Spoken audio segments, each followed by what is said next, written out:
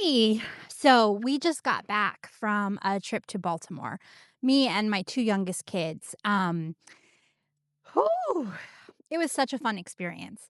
But a couple things really stand out to me. What we were primarily in Baltimore for was the aquarium. We decided to go to an IMAX, and immediately it was like a 4D. It was really cool. The seats move. Um, you're like underwater and there's bubbles in the water, and they have a bubble machine blowing. So there's also like bubbles in front of you. You have the 4D glasses on, the whole experience. And we unwisely chose to go to a shark one. And so there's in the first minute, 30 seconds, there's a shark and it looks like it's like you know, this close to the camera or this close to you. It was terrifying. It made me jump scare a little bit.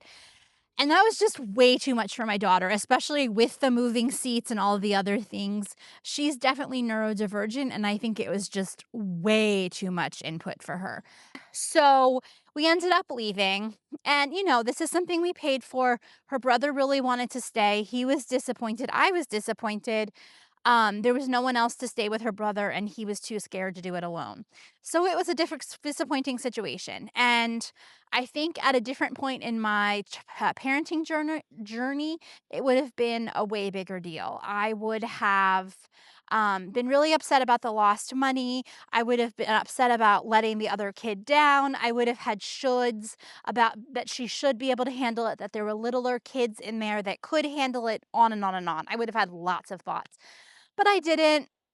Her brother decided he couldn't stay, so he made a decision that he was comfortable with. I certainly wasn't gonna make her stay somewhere she wasn't comfortable with.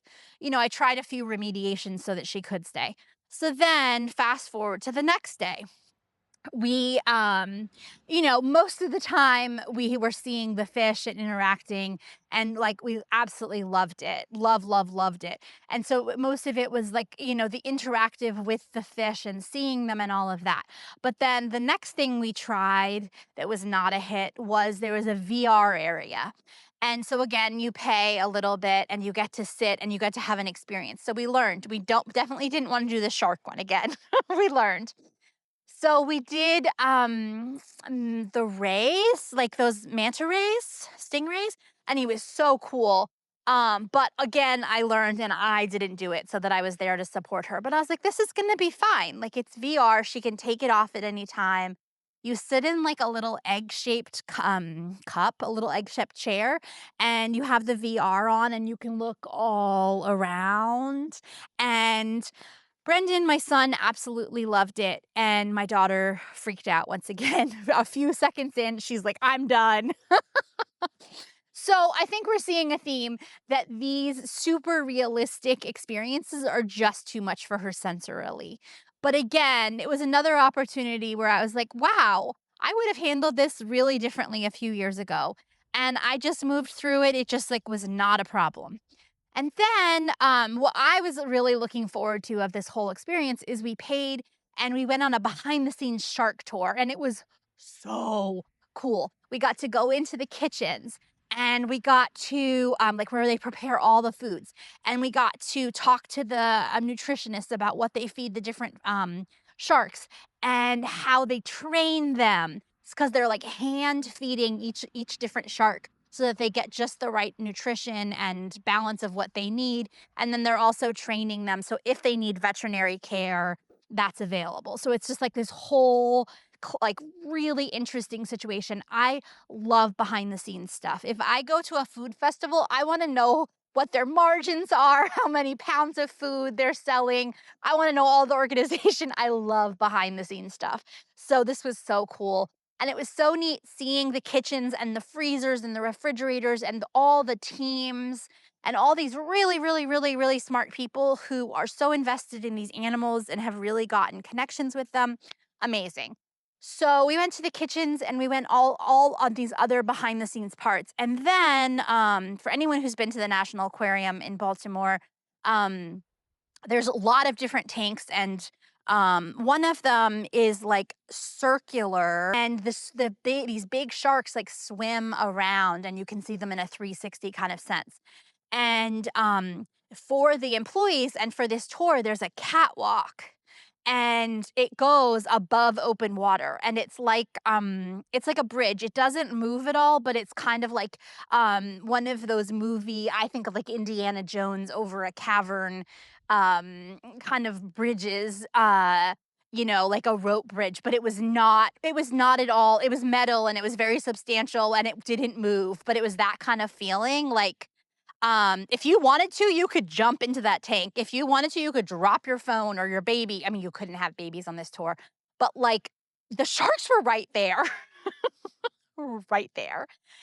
And so my daughter is freaked out by heights. And so, plus, like the sharks were right there and it smelled really fishy and, all of these things. And, we were, like, all the way at the front, so, like, we went all the way down the catwalk, so there was, like, 50 maybe 10 people between us and the exit, and so she started to freak out in the way that she had freaked out before. And I had told her earlier, like, "This is really important, this is a huge priority for me and Brendan, like, we're gonna make this work, okay? Like, this is, a huge deal, there's no one else to watch you, like, we're gonna make this work." And she was really so excited about 99% of it. It was just this one moment that was really so much for her.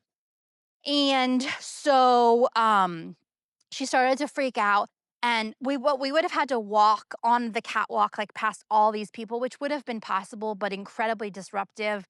And she wasn't, like, freaking out, she was just, lightly distressed, like, I don't think anyone that was with us even noticed. But so, like, I just hugged her, and she just, like, smelled me, like, turned her face to me, and I held her, and she smelled me, and we talked about it quietly, and we admired the sharks and just, like, had an experience. And then excuse me, and then when we exited, she was like, "Oh, I don't even know what I was so upset about."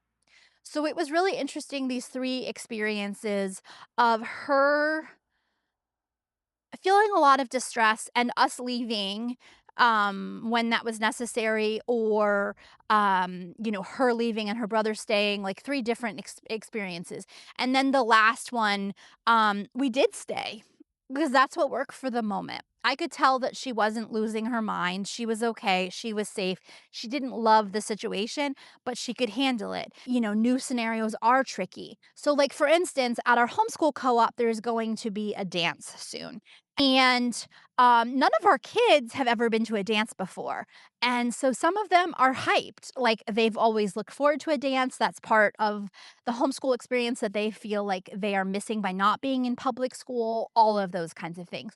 And then some of our other kids are like, "I can't picture a dance, and that sounds really terrifying, like, what would we even do, and who will I hang out with, and what's it gonna look like, and I've never been to this place before, and, like, what? I'm supposed to dress up? Like, what? What are you talking about?"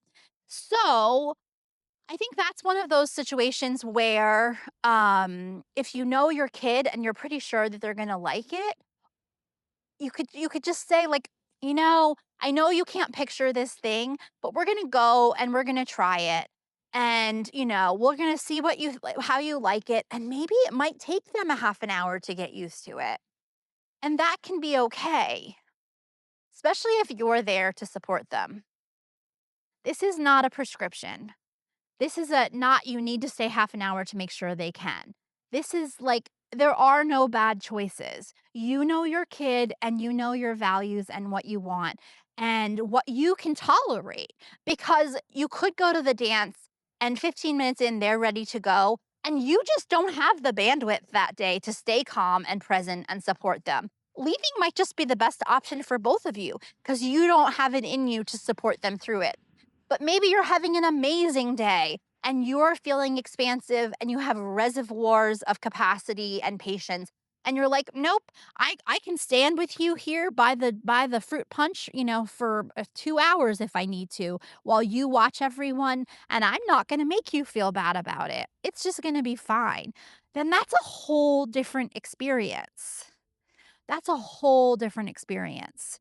So you get to choose in these situations. You know.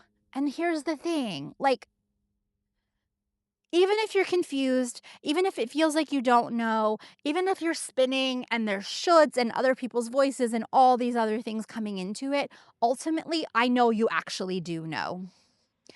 You might not be able to tell me right now, Emily, this is what I'm going to do. But when we talk it through, when you're sitting down with me in a quiet space and I'm holding space for you, and I'm asking you the right questions, and I'm, like, lovingly holding you, you know what to do. You will figure out what it is that you want to do, and that's such a beautiful thing, and that's the space that coaching offers to you.